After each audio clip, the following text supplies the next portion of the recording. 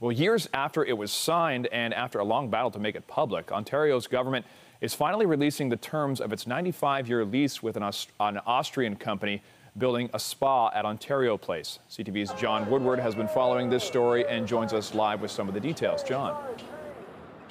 Sean, the revelations are that it will be a much bigger parking lot for this spa than previously known. And if that parking lot doesn't get built, the taxpayers will be on the hook for payments worth millions of dollars a year as trees are coming down behind me to make way for construction.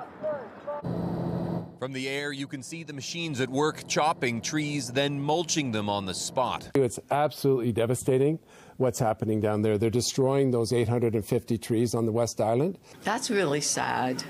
My grandkids have climbed those trees, and I spend many, many evenings watching the sunset. The trees being taken down amid a revitalization project on Ontario Place, one that would replace the storied peninsula with an upgraded concert venue, the controversial new Ontario Science Centre, and a spa built by Austrian company Therme. No part of Ontario Place will be a casino, a shopping mall, or a condominium.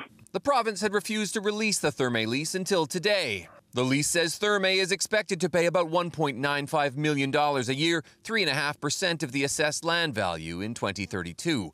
That would soon rise, with a performance payout expected to be $2.07 million.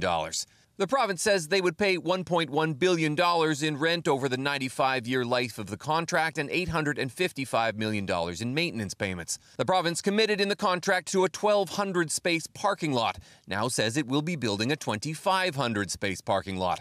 If it doesn't, the contract says the government will pay $5 a space per day, working out to about $2.2 million a year.